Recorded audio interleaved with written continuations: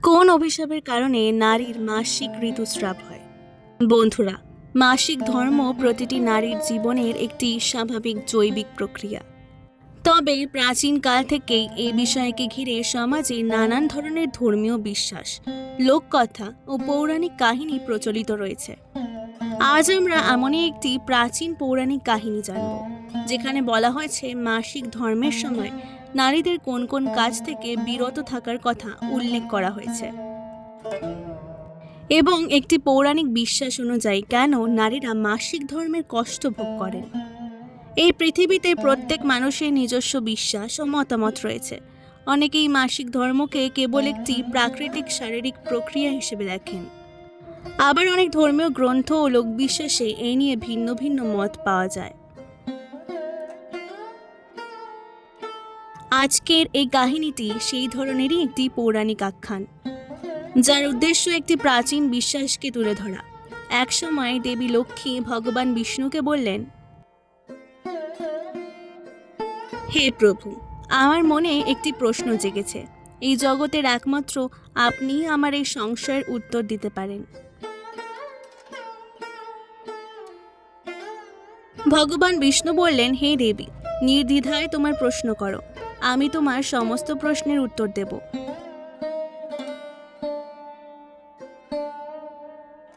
দেবী লক্ষ্মী বললেন, হে নাথ, কোন অভিশাপের কারণে নারীদের মাসিক ধর্মের কষ্ট সহ্য করতে হয়? আর ঋতুমতী অবস্থায় একজন নারীর কোন কোন কাজ করা উচিত নয়?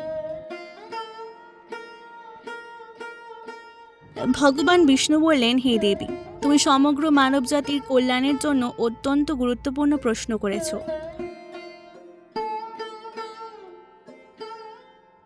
তোমার সমস্ত প্রশ্নের উত্তর আমি সুখদেব নামে এক ব্রাহ্মণের জীবনের একটি ঘটনার মাধ্যমে দেব।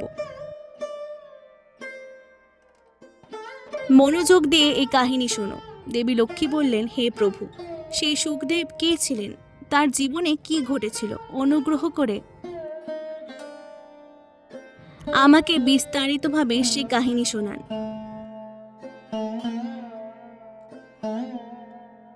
তখন ভগবান বিষ্ণু কাহিনী শুরু করে বললেন, প্রাচীনকালে নির্মল নামে এক সমৃদ্ধ রাজ্যে সুখদেব নামে এক বিদ্বান ও ধর্মপরায়ণ ব্রাহ্মণ বাস করতেন। তিনি বেদ শাস্ত্রে পারদর্শী, সত্যবাদী, দয়ালু এবং অত্যন্ত সম্মানিত ব্যক্তি ছিলেন। প্রতিদিন তিনি যজ্ঞ, পূজা, দান, ধর্ম ও সন্ধ্যা উপাসনা করতেন। তার সংসারে ধন সম্পদ, পরিবার ও সুখ সমৃদ্ধির কোনো অভাব ছিল না। তার স্ত্রীর নাম ছিল তপস্যা। তিনিও ছিলেন সচ্চরিত্রা, পতিব্রতা ও ধর্মপরায়ণা। একদিন সুখদেব ও তপস্যা তাদের গৃহে ভগবান সত্যনারায়ণের পুজোর আয়োজন করলেন। তারা নিজে গিয়ে ব্রাহ্মণ, আত্মীয় স্বজন, প্রতিবেশী ও দরিদ্র মানুষদের নিমন্ত্রণ জানালেন। তপস্যা নানা রকম সুস্বাদু আহার প্রস্তুত করলেন।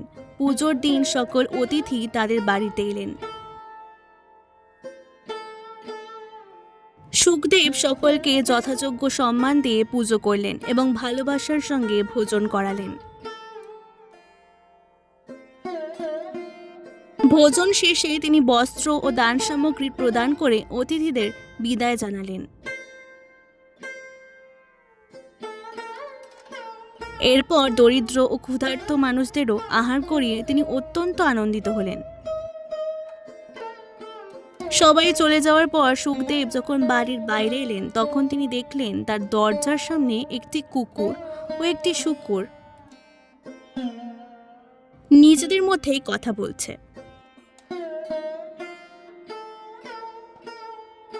তাদের কথা শুনে তিনি বিস্ময়ে স্তব্ধ হয়ে গেলেন, কারণ তিনি জানতে পারলেন পূর্বজন্মের পাপ কর্মের ফলে সেই কুকুর ও শূকর আসলে তারই বাবা মা, যারা এই জন্মে পশুজনি লাভ করেছেন। এই দৃশ্য দেখে সুখদেবের হৃদয় ভেঙে গেল। তিনি ভাবতে লাগলেন, আমার বাবা মা এমন কি পাপ করেছিলেন যার ফলে আজ তাদের এই করুণ পরিণতি হয়েছে।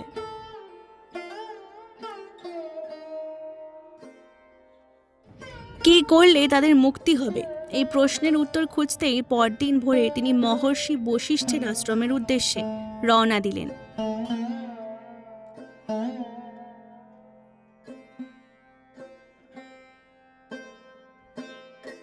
মহর্ষি বশিষ্ঠের আশ্রমে পৌঁছে সুখদেব তাকে প্রণাম করলেন এবং নিজের সমস্ত ঘটনা বিস্তারিতভাবে জানালেন।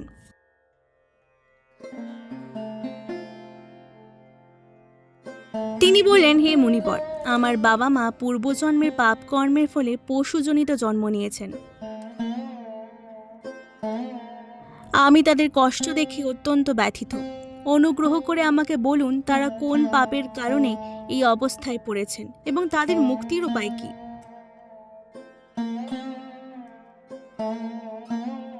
মহর্ষি বশিষ্ঠ কিছুক্ষণ ধ্যানমগ্ন হলেন। তারপর তিনি বললেন, হে সুখদেব, তোমার পিতা পূর্বজন্মে একজন ব্রাহ্মণ ছিলেন। তিনি একাদশী ব্রত নিয়েছিলেন, কিন্তু তা সম্পূর্ণভাবে পালন করেননি এবং ব্রতের দিনই আহার গ্রহণ করেছিলেন।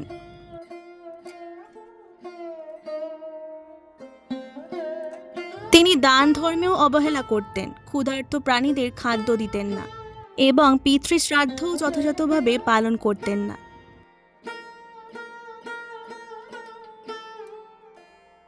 তিনি আরও বললেন, তোমার পিতা ঋতুমতী অবস্থায় নিজের স্ত্রীর সঙ্গে সম্পর্ক স্থাপন করেছিলেন।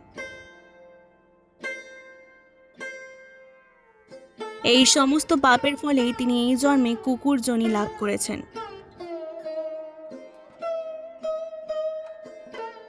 এরপর মহর্ষি বললেন, এখন তোমার মাতার কথা শোনো। তিনি ঋতুমতী অবস্থায় রান্না করেছিলেন, পূজা অর্চনা করেছিলেন,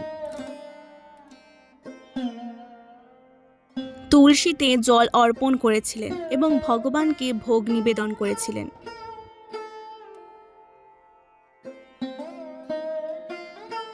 এই কারণেও তার উপর পাপের ফল নেমে এসেছে বলে বিশ্বাস করা হয়। এই প্রাচীন বিশ্বাস অনুযায়ী বলা হয়, ঋতুমতী অবস্থায় কিছুদিন নারীদের ধর্মীয় কাজ, পূজা পাঠ ও কিছু আচার থেকে বিরত থাকা উচিত।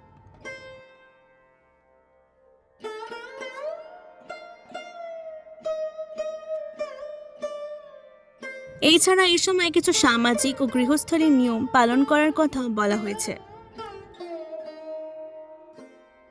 মহর্ষি বশিষ্ঠ আরও বললেন, এই পাপের ফলে তোমার পিতা কুকুর এবং তোমার মাতা শূকর যোনি লাভ করেছেন। এই কথা শুনে সুখদেব অত্যন্ত দুঃখিত হয়ে পড়লেন এবং বললেন, হে মুনিবর, এখন আমাকে এমন একটি উপায় বলুন যাতে আমার বাবা মা এই কষ্টময় জীবন থেকে মুক্তি পেতে পারেন।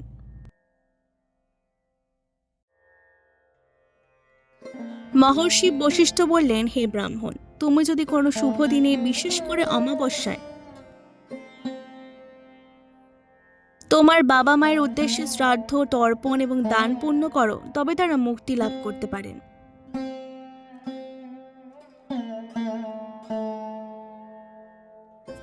তুমি গরুদের সেবা করো, দান করো এবং ভগবানের কাছে তাদের মুক্তির জন্য প্রার্থনা করো।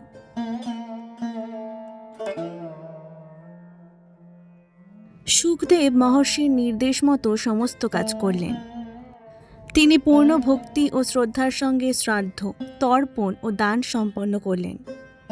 তার আন্তরিক প্রার্থনায় সন্তুষ্ট হয়ে দেবতার কৃপায় তার বাবা মা পূর্বজন্মের পাপ থেকে মুক্তি পেলেন।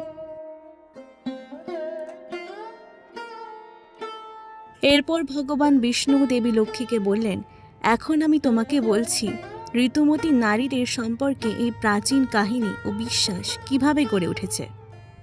দেবী লক্ষ্মী বললেন, হে প্রভু, আপনার এই জ্ঞান মানব জাতির জন্য অত্যন্ত গুরুত্বপূর্ণ।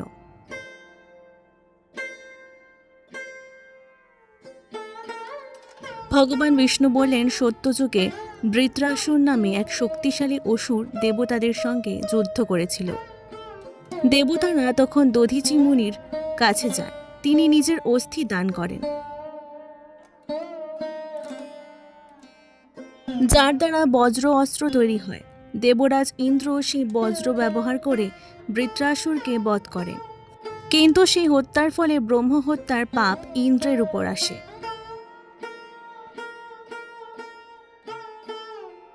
পরে ব্রহ্মা সেই পাপকে 4 ভাগে ভাগ করেন। অগ্নি, জল, বৃক্ষ এবং মানব সমাজের কিছু অংশে তা ছড়িয়ে দেন।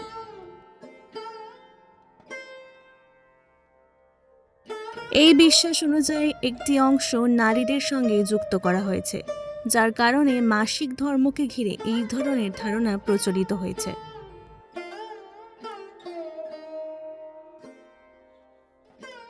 ভগবান বিষ্ণু শেষ পর্যন্ত বললেন, এই কারণেই বলা হয় নারীদের মাসিক ধর্ম একটি পাপের ফল হিসেবে দেখা হয়, যদিও এটি প্রাচীন পৌরাণিক বিশ্বাস মাত্র।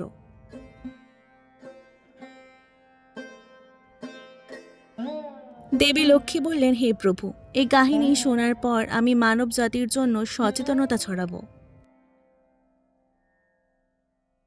বন্ধুরা, এটাই সেই প্রাচীন কাহিনী যা মাসিক ধর্ম ও রজস্বলা অবস্থাকে ঘিরে বিভিন্ন ধর্মীয় বিশ্বাসে প্রচলিত রয়েছে।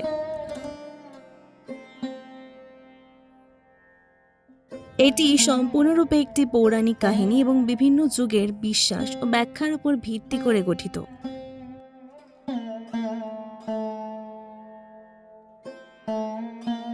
এই কাহিনীটি কেবলমাত্র পৌরাণিক ও সাংস্কৃতিক বিশ্বাসের ভিত্তিতে বর্ণিত। মাসিক ধর্ম একটি স্বাভাবিক জৈবিক প্রক্রিয়া যা বৈজ্ঞানিকভাবে মানবদেহের প্রজনন ব্যবস্থার অংশ।